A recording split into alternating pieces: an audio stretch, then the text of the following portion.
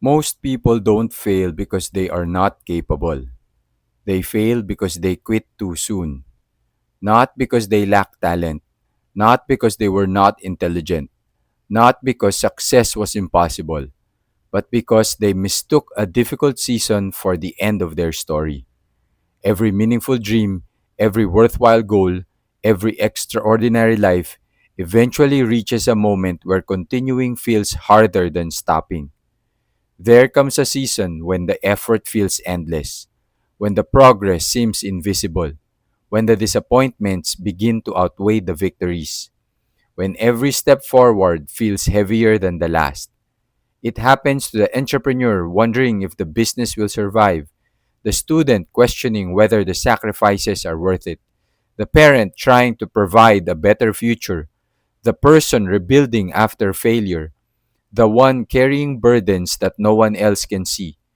These moments are not signs that the journey is over. They are often the moments that reveal whether the journey truly matters. Because the greatest breakthroughs in life rarely happen before the struggle. They happen because of it.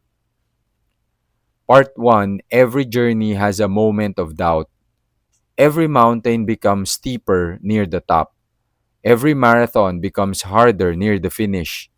Every meaningful journey eventually reaches a place where doubt begins to whisper, maybe this isn't worth it. Maybe this is not working. Maybe it's time to stop. Those thoughts do not belong only to those who fail. They visit everyone. Behind every remarkable achievement is someone who once questioned whether they could continue. The difference is rarely talent. It is the decision made in the middle of uncertainty. Doubt is not the enemy. It is simply the place where courage is invited to grow. Because courage is not the absence of fear, it is choosing to continue despite it. Every difficult season asks the same question: will this obstacle become the reason you quit or the reason you become stronger? Part 2. The darkest hour is not the end. Just before sunrise, the world is still covered in darkness. If that single moment were all that existed, it would be easy to believe the sun had disappeared forever. But darkness has never stopped the morning from coming. It simply cannot. Life follows the same rhythm. There are seasons when hope feels distant, when prayers seem unanswered, when hard work appears unnoticed, when every day feels exactly like the one before it. But difficult seasons have never been permanent. The absence of light does not mean the absence of tomorrow. Sometimes the darkest chapter is simply the final chapter before dawn. The sunrise does not ask whether the night has been difficult. It rises anyway. Hope often arrives the same way, quietly, gradually, without announcing itself. Part 3. Do not let one chapter become the whole story. Imagine closing a book halfway through. The hero has failed. Dreams have collapsed. Relationships have ended. Nothing has gone according to plan. If the story ended there, it would seem tragic. But the middle was never meant to be the ending. Life is no different. One mistake is not a life. One rejection is not a destiny. One failure is not an identity. One painful season is not the final chapter. Too many dreams are abandoned because people mistake a difficult page for the end of the book. The story is still being written. The next chapter has not yet been read. Do not close the book too soon. Part 4. Strength is built in the shadows. People celebrate victories. They applaud success. They admire confidence. But very few ever witness where those things are built. Not on stages, not in applause, not when everything is easy. Strength is built on ordinary mornings when getting out of bed feels difficult. It is built on quiet evenings when no one sees the tears. It is built in prayers whispered when words are hard to find. It is built in choosing discipline after disappointment. Character is not created in comfort. It is forged in perseverance. Every decision to continue, even when no one is watching, becomes another layer of strength. One day, people will admire the resilience, but very few will understand where it came from.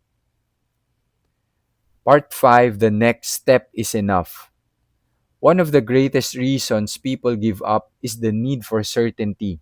They want to see the entire path before taking the first step. Life rarely works that way. Driving at night offers only a short stretch of road illuminated by headlights.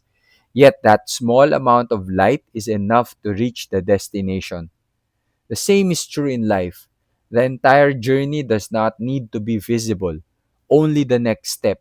One conversation, one application, one workout, one chapter, one prayer, one act of courage. Great journeys are never completed all at once. They are completed one faithful step after another. Part 6: Keep moving even if the steps are small. Progress is often misunderstood. Many believe progress must be dramatic, fast, obvious, but some of the strongest people move forward one small step at a time. Some days progress looks like running, other days it looks like walking, and sometimes progress simply means refusing to turn around. There's no shame in moving slowly. There is only danger in believing slow movement means failure. The oak tree does not become mighty in a single season. The river shapes the mountain through countless gentle moments. Small steps repeated constantly carry people farther than giant leaps taken only once. Never underestimate the power of simply continuing. Part 7: Your story is not over. One day, this difficult season will become a memory. The doubts will become lessons. The setbacks will become wisdom. The disappointments will become part of a story that inspires someone else. Looking back, the struggle will no longer appear as the end. It will appear as the beginning of transformation. Remember the sunrise. The night has never defeated the morning. It only delays its arrival. The same is true for hope. The same is true for healing. The same is true for growth. So when the weight feels heavy, when the road feels long, when giving up seems easier than continuing, remember this: the moment that feels impossible today may become the moment that changes everything tomorrow. Take one more step. Believe one more time. Try one more time. Love one more time. Forgive one more time. Stand up one more time. Because history is rarely changed by people who never wanted to quit. It is changed by ordinary people who found the courage to keep going anyway. The darkest hour is not proof that the sun will never rise. It is simply the last part of the night.